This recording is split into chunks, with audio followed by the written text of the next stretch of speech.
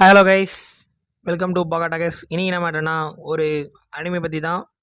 அதோட எபிசோட் 1 வந்து short and ஸ்வீட்டாக பார்க்க போகிறோம். அந்த அனிமே பேர் என்னென்னா 365 டேஸ் டு த வெட்டிங்.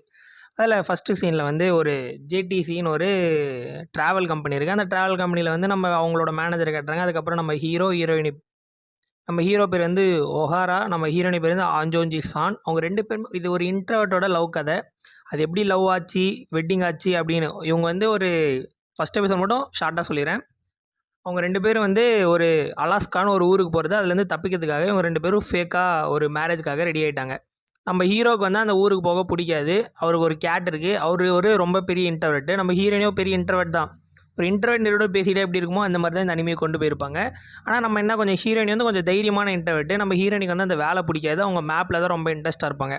அப்படின்றப்ப இவங்க வந்து என்ன சொன்னாங்கன்னா, அவங்க மேனேஜரோட சீனியர் அத்தாரிட்டி வந்து சொல்லுவாங்க, நீங்கள் நம்ம வந்து ஒரு புது பிரான்ச் ஓப்பன் பண்ண மாட்டோம். இங்கே இருக்கிறதுலே ஒரு நல்ல ஒரு டூரிஸ்ட் பிளேஸாக கூட்டு போயிட்டு அங்கே காட்ட போகிறோம். இந்த 2 ஊருக்கு வந்து கூட்டு போகிறாங்கன்னு சொல்லுவாங்க.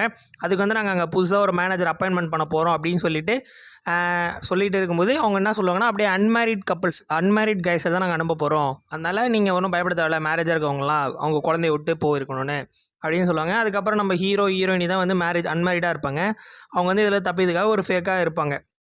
இது வந்து லைட்டாக ட்விஸ்ட்டு கொண்டு போகிற மாதிரி போவாங்க. அவங்க மேனேஜர் வந்து கண்டுபிடிப்பாங்க. இத்தனை நாளாக அவங்க லவ் பண்ண நமக்கு எப்படி தெரியாமல் போச்சு, திடீர்னு இப்போ சொல்கிறாங்கன்னா ரகசியமாக டேட்டிங் பண்ணிகிட்டு இருப்பாங்க. ஒரு நாள் அவங்க ப்ரெக்னெண்ட்டாக இருப்பாங்க. நல்லா காமெடியாக போயிட்டுருக்கோம். அதுக்கப்புறம் நம்ம ஹீரோயினி வந்து இந்த சுச்சுவேஷன்லாம் தவிர்க்க சரக்கு அடிச்சுட்டு வந்து ஒரு பாட்டு பாடுவாங்க. கொஞ்சம் நல்லா பாட்டு கேட்காது, ஆனால் ஹீரோயினி சிரிச்சா கொஞ்சம் க்யூட்டாக இருப்பாங்க. நம்ம ஹீரோவும் வந்து ஒரு கேட்டு மேலே அவ்வளோ பாசமாக இருக்கும். அந்த கேட்டு நல்லா எப்படி போனால் நிஞ்சா மாதிரி சொயின்னு போயிட்டு வரும். அந்த ஹீரோட கேட்டு பேர் வந்து காமா. அவங்க 2 பேரும் எப்படின்னா ஒரு யதார்த்தமாக வெளியில் மீட் பண்ணி இப்படி பார்ப்பாங்க. அதுக்கப்புறம் அவங்க சொல்லி முடிச்சோன்னா அந்த பார்ட்டிலாம் முடிஞ்சிடும். நம்ம ஹீரோ வந்து தேங்க்யூ சொல்ல கூட யோசிச்சு சொல்லுவார். ப்ரப்போசல் ஒரு ஐடியா கொடுக்கும்போது அவங்க ஃபேக் கதை, ஏன்னா அவங்க 2 பேரும் மேரிட் ஆகிடுச்சு, கப்புள்ஸாக இருக்காங்க. அப்போ கதை சொல்ல கேட்பாங்களா, அந்த கதை ரெடி பண்ணுறதுக்காக நம்ம ஹீரோயினி போயிட்டாங்க. அங்கே போய் பார்த்தா தான் நம்ம ஹீரோயினிக்கு தெரியுது அவருக்கு வந்து அந்த ஃபேஸோட மூஞ்சே தெரியல, நம்ம ஹீரோட ஃபேஸு. அப்புறம் அப்படியே போயிட்டு இருக்கும்போது அவங்க கதை எழுதுறாங்க. பொறுமையாக எழுதிட்டு அந்த ஈவினிங் டைமில் வருது. நம்ம ஈவினிங் டைமில் நம்ம ஹீரோ அப்படியே பேய் பொம்மை மாதிரி ஒன்று மூஞ்சே இல்லாமல் வெள்ளையாக வராரு அப்படின்னு அவங்க இமேஜின் பண்ணிக்கிறாங்க. அப்படியே திடீர்னு பார்த்தா நம்ம ஹீரோ வந்துட்டார். ஹீரோ வந்தோடனே 2 பேரும் அம்யூஸ்மெண்ட் பார்க்கில் ஏறுற மாதிரி அந்த ரங்கராட்டில் ஏறிட்டாங்க. ரங்கராட்டில் எழுதிட்டு ஓகே நான் கதையெல்லாம் கண்டுபிடிச்சிட்டேன், மேரேஜ் ஆனது அந்த ஸ்டோரி இல்லைன்னு கூட கண்டுபிடிச்சிட்டேன், நீங்கள் என்ன மாதிரி ப்ரப்போஸ் பண்ணி எனக்கு கொஞ்சம் சொன்னால் நல்லா இருக்கும்னு சொல்லும் போது அது லைட்டாக ஒரு ரொமான்டிக் சீனாங்க. அப்போ அவங்க என்ன சொல்லுவாங்கன்னா, நம்ம ஹீரோ அவர் நினைப்பார் ப்ளீஸ் மேரி மீன்னு, நம்ம ஹீரோவால் சொல்ல முடியாது அதை. அதனால் நம்ம ஹீரோயினி வந்து கொஞ்சம் டைம் நம்ம ரொம்ப ஸ்ட்ரெஸ்ஸாக வராரு, அதனால் நம்ம கொஞ்சம் வந்து பொறுமையாக கேட்டுக்கலாமோ அப்படின்னு தோணும்.